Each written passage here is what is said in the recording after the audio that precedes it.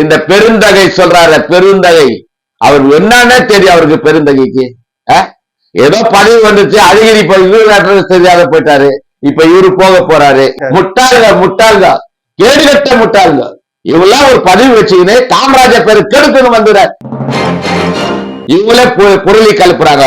இப்ப கூட 4 கோடி கட்சி சொல்றாங்களே, அந்த 4 கோடி ரயில்ல பிடிச்சத எங்க தலைவர்கள் மேல போய் விடுறாங்க. சீமா பேச்சு எடுப்படாது. அவர் பேச்சில் எதுனா ஒரு சுத்தமா இருக்குதா பாருங்க. எதுனா சுத்த ஜோக்கர் மாதிரி விளையாடுறான். ஜோக்கர் இடிச்சு கட்டாத இருக்குது பாருங்க. 3 வருஷம் ஆச்சு கட்டல. எங்க ஹவுசிங் போர்டுல உதயநிதி ஸ்டாலின் தொகுதியில நெடுஞ்சேனு காலில கட்டல. அந்த கல்லுதான் அது காட்டுறாரு அவரு.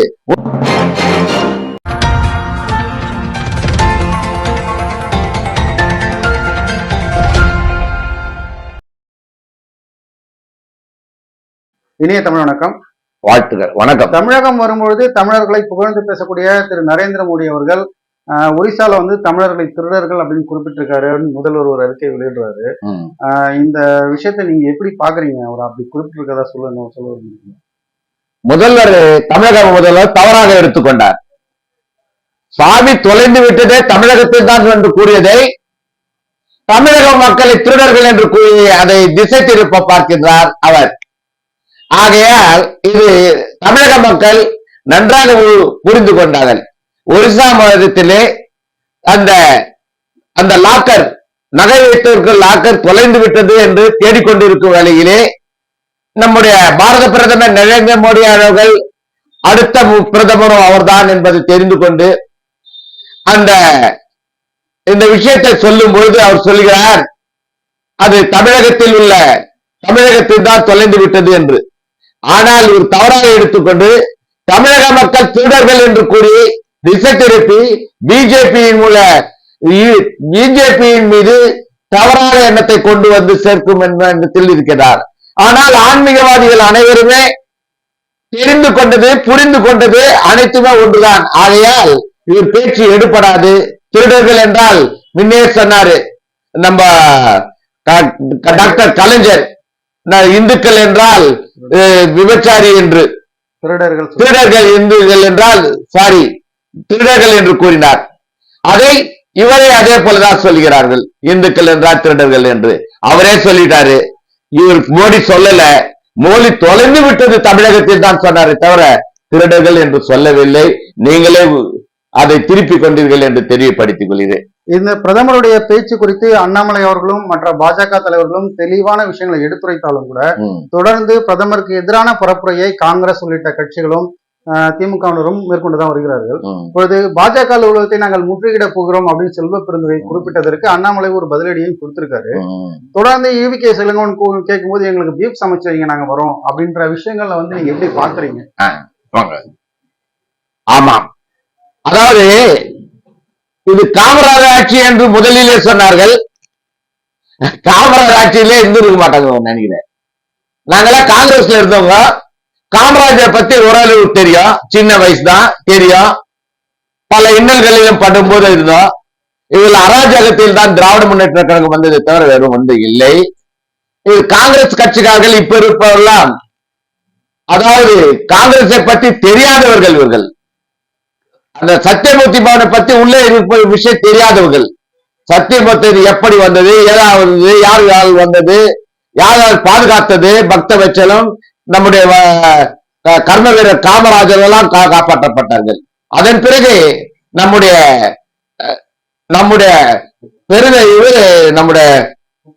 மூப்பனார் அவர்களால் பாதுகாக்கப்பட்டு மூப்பனார் பெருமளவோடு கொடுத்து விட்டார் அந்த காங்கிரஸ் கமிட்டி. அதெல்லாம் தெரியாது. இவர் திராவிட கழகத்து ஈவரா பெரியாரின் மகனான இளங்கோவன் அவர் சொல்றார், மாட்டுக்கறி செய்து வச்சா கொடுப்பார். இது கமலாலயம். இது கமலாலயத்திலே விஜயம் தான் நடக்கும். என்னுடைய பிஜேபி அலுவலகத்திலும் RSS பரிவார இயக்கங்களும் எங்களுடைய பரிவார இயக்கங்கள் அனைத்திலும் நான் விஜிட்டர், நோ அட்மிஷன், ஒன்லி விஜிட்டேரியன் தான் சாப்பிடுவார்கள். அவர்களே எடுக்க வேண்டும், அவர்களே சாப்பிட வேண்டும், அவர்களே தட்டை கழுவி வைத்து எப்படி ஒருங்கிணத்தை கற்றுக் கொடுத்தவர் RSS இயக்கம். அப்படியாப்பட்ட இயக்கத்தை இருக்க கமலாலயத்தை தரைமுறையாய் பேசுவது, தரைப்பட்டவர்கள் பேசுவது, முட்டாள்தனமாக பேசுவது. மாட்டு இறைச்சி கடை நாங்கள் வைப்போமா? நாங்கள் அதை கலவரை போல காப்பாற்றுகிறோம் கோமாதாவை. அப்படி இருக்க நம்முடைய சென்னை தமிழகத்திலே மட்டும் இந்த இரண்டாம் வேலை செய்து கொண்டிருக்கும் எதிர்கட்சிகள் மாட்டிறைச்சி சாப்பிடுவதற்கு ஒரு ஒருதலை பட்சமாக உதவி வருகிறார்கள். ஆகையால் கோமாதாவை மறைமுகமாக கட் பண்ணுகிறார்கள். அதை தடுக்க வந்துவிட்டது 2024 பாரத பிரதமர் நரேந்திர மோடி ஆட்சி அமையும். அந்த ஆட்சி அமைந்தது தமிழகத்திலே ஒரு பெரிய திருப்பம் வரும். அந்த திருப்பத்தில் அண்ணாமலையார் முதல்வர் ஆவார். அந்த முதல்வர் தான் இந்த தடை சட்டத்தை கொண்டு வருவார். கோமாதா தடை சட்டத்தை கொண்டு வருவார். இனி எந்த காலத்தில் தமிழகத்தில் மாட்டிறைச்சி கடை விற்காது. கோயில்கள் பக்கத்தில் ஊரிமுத்தி விற்கக்கூடாது. அதாவது கோயில் பக்கத்திலும் கோயில் இடங்களிலும் இது விற்பனை செய்யக்கூடாது என்ற சட்டம் வரும். 100 மீட்டர், அப்புறம் 150 மீட்டர், அப்புறம் கடைசியில மாட்டிறைச்சியை அறுக்கக்கூடாது, கட் பண்ணக்கூடாதுன்னு வந்துடும். ஆகையால அது ஒண்ணு இருக்க. இரண்டாவது, இந்த பெருந்தகை சொல்றாரு, பெருந்தகை அவர் என்னன்னே தெரியும் அவருக்கு. பெருந்தகைக்கு ஏதோ பதவி வந்துச்சு, அழகிரி தெரியாத போயிட்டாரு. இப்ப இவரு போக போறாரு, இவர் தனிச்சு நிற்க போறாராம். நில்லே வானான்லயே டிஎம்கே எதிர்த்து தனிச்சா நில்லு. இல்ல அதை வாபஸ் வாங்கிட்டாரு. இது திமுக ஆட்சியே காமராஜர் ஆட்சி அப்படின்னு அவர் சொல்லிட்டாரு. திமுக ஆட்சி காமராஜர் ஆட்சி தான் அப்படின்னு அவர் முட்டாள்க கேடுகட்ட முட்டாள்க. இவெல்லாம் ஒரு பதவி வச்சுக்கின்னு காமராஜர் பேரு கெடுக்கணும் வந்துட. திராவிட காங்கிரஸில் இருக்கும் பழைய தொண்டர்கள் அனைவரும் திருந்துகள், இல்ல திருத்தி வாருங்கள் பிஜேபிக்கு என்று கூறிக்கொள்கிறேன். EVKS இளங்கோவனுடைய இந்த மாட்டு இறைச்சி உணவு குறித்த கருத்து வட இந்தியாவில சர்ச்சைகளை உருவாக்கி இருக்கிறது. காங்கிரசின் மீது அதிருப்தியை ஏற்படுத்தி இருக்கிறது. இந்த 6ஆம் கட்ட தேர்தலில் அது எதிரொலிக்கும் அப்படின்னு காங்கிரஸ் தலைவர்களே, வட இந்திய காங்கிரஸ் தலைவர்களே குறிப்பிடுறாங்க. இந்த மாதிரி சர்ச்சைக்குரிய கருத்துக்களை சொல்லி தங்களுடைய ஓட்டு சரிவை அவர்களே எதிர்கொள்கிறார்கள் அப்படின்றத பத்தி நீங்க எப்படி பாக்குறீங்க? உண்மையதான் சொல்லிடுறாங்க, இல்லாத சொல்லல. நான் ஆந்திராவுக்கு போனேன். ஆந்திரால போய் நான் சும்மாவை கிண்டல் பட்டேன். நான் ஆட்டு இறைச்சிகள்லாம் விக்குத என்னங்க மாட்டுக்கு? ஆந்திராலே விக்கல. ஆந்திரால மூலையில ஒழிக்கிறாங்க. ஆந்திரா, தமிழ்நாடு எல்லா இடத்திலும். ஒன்னே கேரளால விக்கிறாங்க. கேரளால பாம்பேல கூட திருட்டுதலமா விக்கிறாங்க. பாம்பேல கேரளால விக்கிறாங்க. கேரளால இங்க இருக்க மாடுகளெல்லாம் இருக்கு, கேரளால தான் விக்கிறாங்க.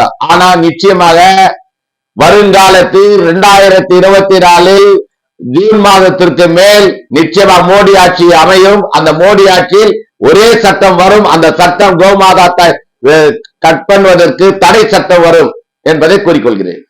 தேர்தலின் பொழுது ஒரு தொகுதிக்கு 15 கோடி ரூபாய் தமிழக பாஜகவிற்கு, அதாவது தலைமையிலிருந்து வழங்கப்பட்டதாகவும், நிர்வாகிகள் அதை செலவு செய்யாம அவங்க சொந்த செலவுக்கு எடுத்துட்டாங்க அப்படின்ற மாதிரியான குற்றச்சாட்டுகளை செய்திகளாக பரப்பப்படுகிறது. இது தொடர்பான விசாரணைகள் திரு அண்ணாமலை அவர்கள் தமிழகம் திரும்பிய போது நடக்கும் அப்படின்றாங்க. ஒரு தொகுதிக்கு இந்த அளவுக்கு பணம் கொடுத்துருக்காங்களா பாஜக? தொகுதிக்கெல்லாம் பணம் கொடுக்கலைங்க.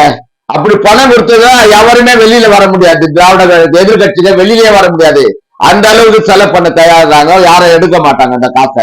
ஆனா இவங்களே பொருளை கலப்புறாங்க. இப்ப கூட 4 கோடி கட்சி சொல்றாங்களே, அந்த 4 கோடி ரயில்ல பிடிச்சத எங்க தலைவர்கள் மேல போய் விடுறாங்க. யார் பிடிச்சாங்க, யார் கொடுத்தாங்க?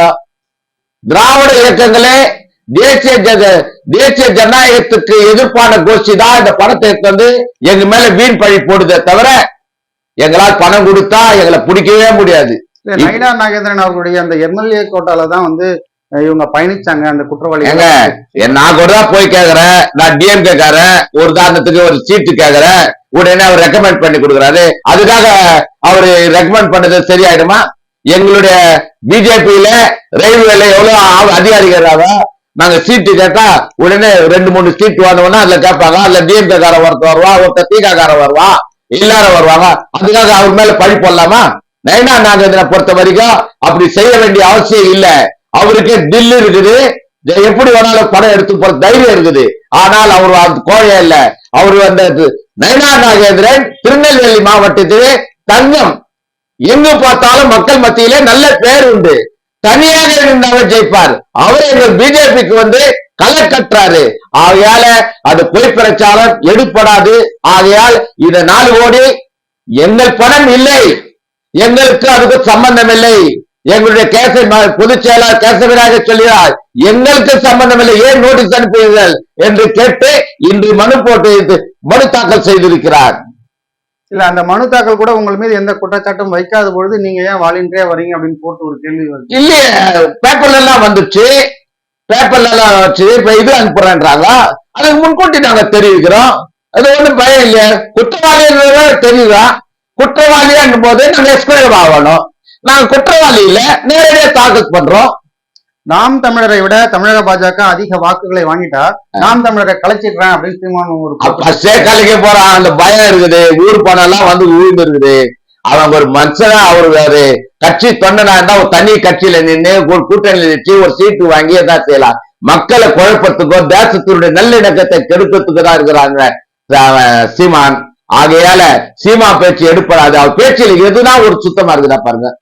எதுனா சுத்த ஜோக்கர் மாதிரி விளையாடுறான். ஜோக்கர் அந்த 9 கார்டு 10 11 கார்டுக்கு எப்படி ஜோக்கர் தேவையோ அது போல ஆடிங்கிறாங்க ஜோக்கர். டெல்லியில வந்து ஒரு செய்தி நிறுவனத்துக்கு பேட்டி கொடுக்கும்போது திரு அண்ணாமலை அவர்கள் ஜெயலலிதா ஒரு இந்துத்துவ தலைவராக செயல்பட்டார், அவர் இல்லாத இடத்தை வந்து தமிழக பாஜக நிரப்புகிறது அப்படின்னு குறிப்பிட்டிருந்தாரு.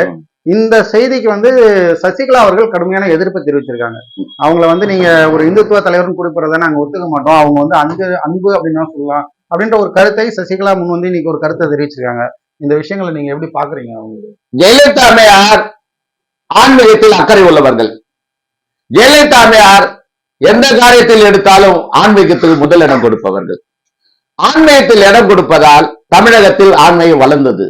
அதுதான் சொல்ல முடியுமே தவிர ஜெயலலிதா காலம் ஒரு காமராஜருக்கு அடுத்த காலம் ஜெயலலிதா காலம் தான் என்று சொல்ல முடியும். ஜெயலலிதா அம்மையார் மிக சிறப்பாக தான் செயல்பட்டார்.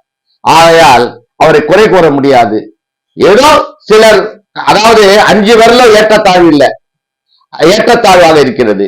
5 பேர்கள் ஒன்றாக இருந்தால் எந்த பொருளையும் எடுக்க முடியாது. ஆகையால் ஜெயலலிதா அம்மையார் செய்தது சாதனைகள் தான். பல சாதனைகளை செய்திருக்கிறார். அம்மா உணவகத்தை ஆரம்பித்திருக்கிறார். அம்மா உணவகம் மூடப்பட்டது, மூடிக்கொண்டு வருகிறார்கள்.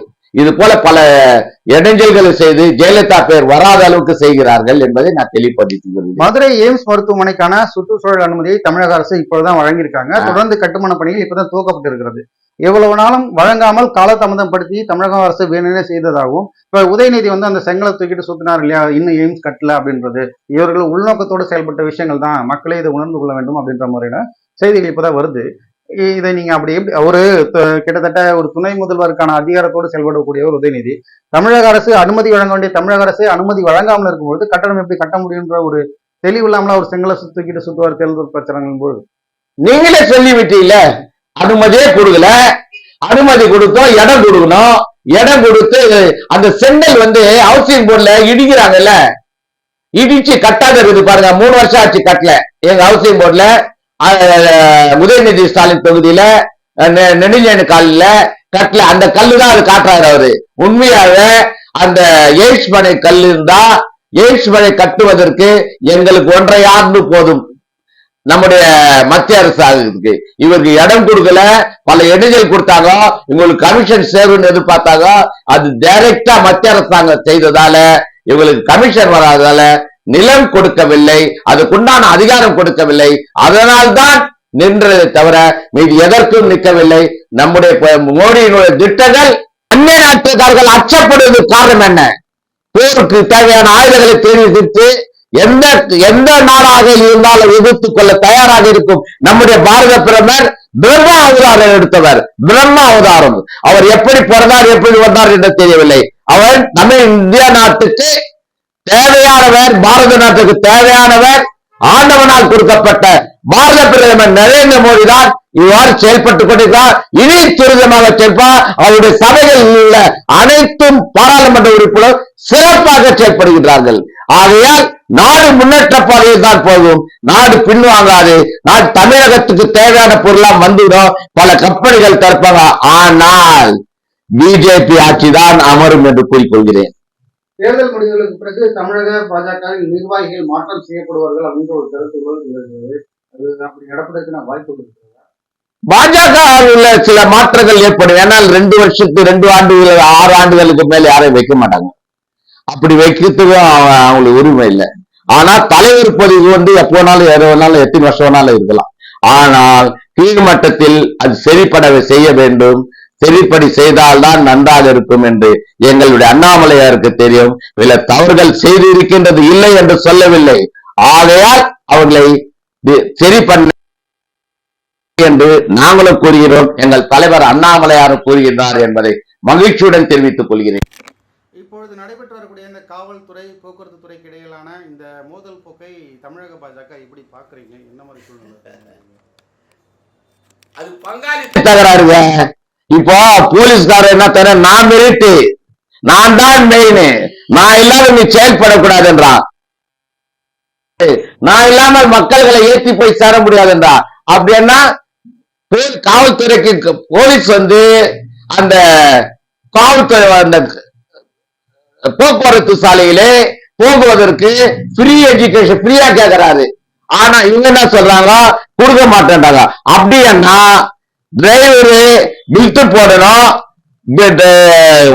பஸ்ல 36 பேர் 60 பேர் 60 பேர் தான் ஏறணும், அதிகம் ஏறக்கூடாது, லைட் சரியா இல்லையா, சிக்னல் பக்கத்துல நிக்கிறியா, சிக்னலுக்கு அப்புறம் இருக்கா. இதுல யார் ஜெயிப்பாங்கன்னா போலீஸ் தான் ஜெயிக்கும், காவல்துறை தான் ஜெயிக்குமே தவிர மீதி எந்த அரசாங்கம் இவங்கள மினிஸ்டருக்குள்ள தகராறாவது. இந்த விஷயங்களை ஒரு தமிழக முதல்வர் எப்படி வேடிக்கை பார்த்துட்டு இருக்காரு? இரு துறைகளுக்கு இடையிலான இந்த மோதல் போக்கு சமுதாயத்திற்கு நல்ல விஷயம் இல்லைன்றது எல்லாருக்குமே தெரியும். இந்திய அளவில் இந்த மாதிரியான ஒரு போக்கு நடைபெற்றதே கிடையாது. அப்ப முதல்வர் ஏன் இது தொடர்பு நடவடிக்கை எடுக்காம இருக்காருன்னு நினைக்கிறீங்க? இது இந்தியாவிலே பாரநாடு முழுவதும் இந்த தகராறு நிச்சயம் வரும். காவல்துறைக்கும் இதுக்கும் காவல்துறை எப்படி நடக்க வேண்டும் என்று அவர்கள் எடுத்துக்கொண்டார்கள் முடிவை, போக்குவரத்து துறை எப்படி நடக்க வேண்டும் என்று அவர்கள் எடுத்துக்கொண்டார்கள். ஆனால் வழக்கு நன்றாக வந்தால் வருமானம் நிறைய வரும். வருமானம் நிறைய வந்தால் நம்ம தமிழகம் முன்னேற்ற பாதையில் போகும். அனைவருக்கும் ஒரு சட்டம் இருக்க வேண்டும். அதை விட்டு தனியா ஓம்னி பஸ்ல ஏறணும், வண்டி 5 பேர் ஏறணும், 25 பேர் ஏறணும், 30 பேர் ஏறணும், பஸ்ல 60 பேர் ஏறணும். இன்னும் போக்குவரத்து ஜாஸ்தி போடலாம், கண்டக்டர்கள் ஜாஸ்தி போடலாம், டிரைவர்கள் ஜாஸ்தி போடலாம். நேர்மையான ஆள் கிடைக்கும், வேலை இல்லாத திண்டாட்டம் ஒழியும். மிக்க நன்றி சார். இந்த நேரம் ஒதுக்கி தந்து உங்களுடைய கருத்துக்களை பகிர்ந்து கொண்டதற்கு மிக்க நன்றி. நன்றி. ஜெயஹிந்த். மகிழ்ச்சி.